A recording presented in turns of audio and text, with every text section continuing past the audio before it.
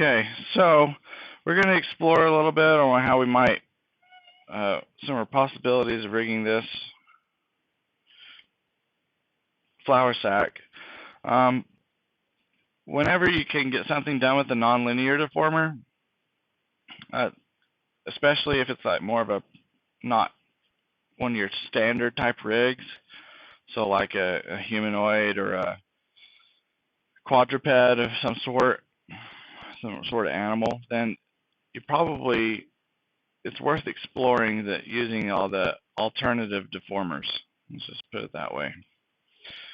And so this is the first time I've done this, but I'm going to create a nonlinear deformer for the corners and see what kind of effect I can get out of that. So with both of those selected, I'm going to go to create deform both those pieces. I have two pieces to my mesh, so I select them both, and then I'm going to go to create deformers and bend. Okay, and so I need to situate this bend so that it will affect this corner.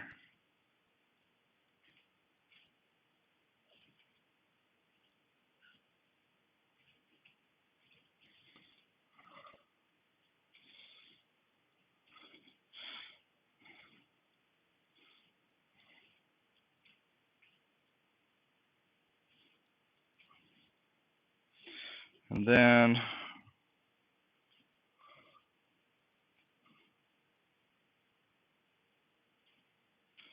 I'm going to go ahead and bend it and then get rid of my low bound so it doesn't affect the low side of it.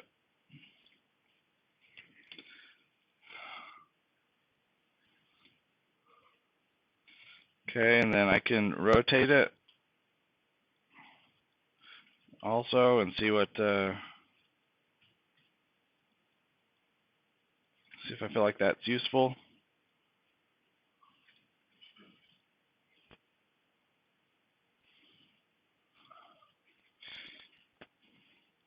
Sometimes you want to play with like moving it forward or back. So back's obviously no good. But if I move it forward, I don't mind that too much. That's kind of a nice shape, right? In just that corner. It gives me a nice shape to my mesh. So I don't mind that too much.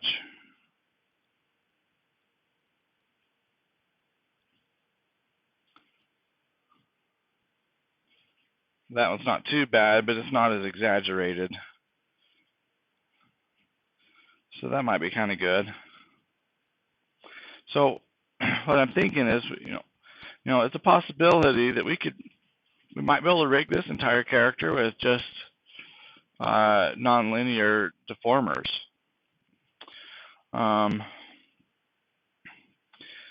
Or another possibility is that we could kind of do the torso region with just a few different joints, and then we could rig the corners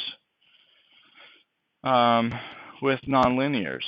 And so we can do any combination of stuff that we've talked about. And sometimes you get some really nice effects with almost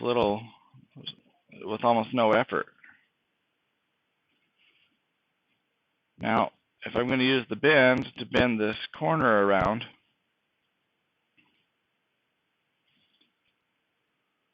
then I need to know what it's going to look like to the back.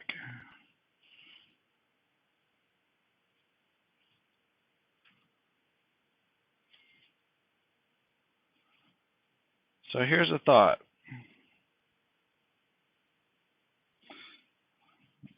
I kind of like it moved forward.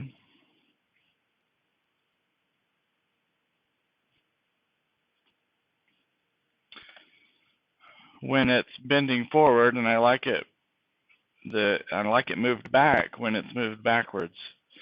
So I think what I might do is create a set-driven key to control that, kind of like we did on our toothbrush. So I'm going to do the not so precise way of doing it. And I'm going to just key all the translates and all of the well, and the curvature attribute at the same time.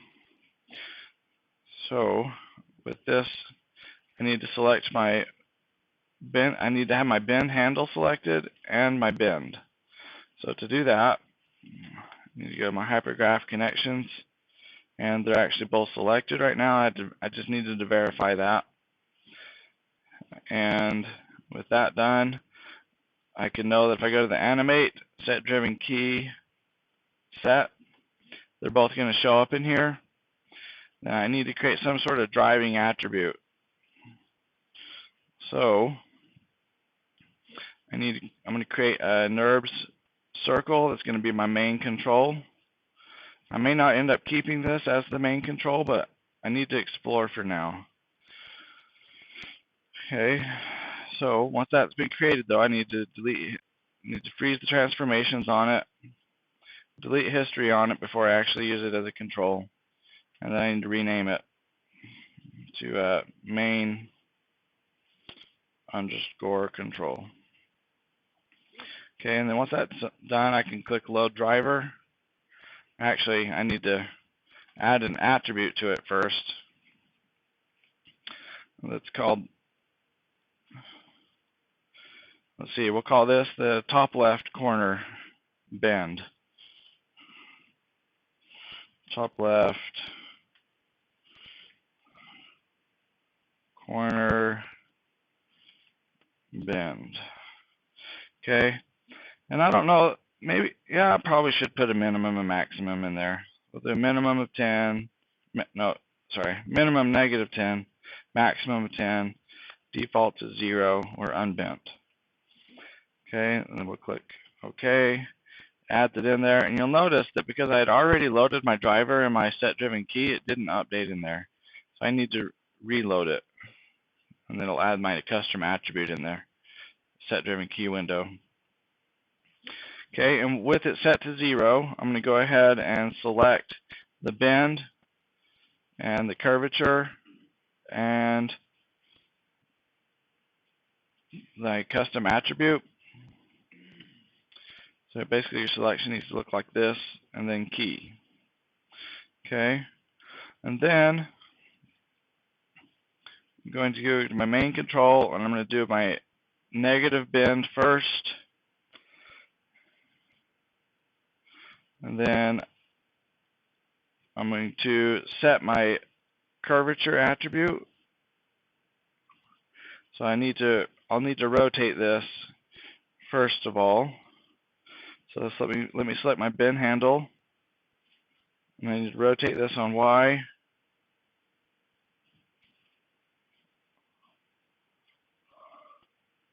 -90 degrees. So you can see I'm not using gimbal, so my rotations are really out of whack. So I'm just going to eyeball it for now. Okay, so I got it rotated where I want. I don't necessarily need to key that. Go back to my bend and set my curvature about as much as I think it should ever bend, plus some. And then I need to translate this back, because I wanted it to be kind of back when I bend it backwards. Okay, now I need to key the curvature.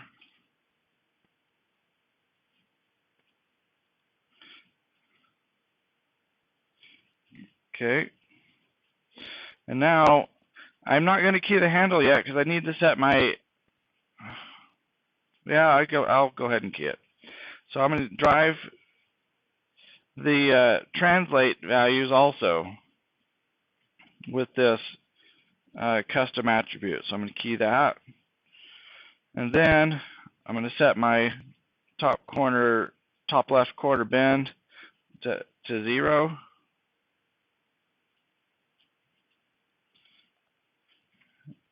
And then I need to put my bend handle, I need to translate it to the middle again. Okay, and then I still have my custom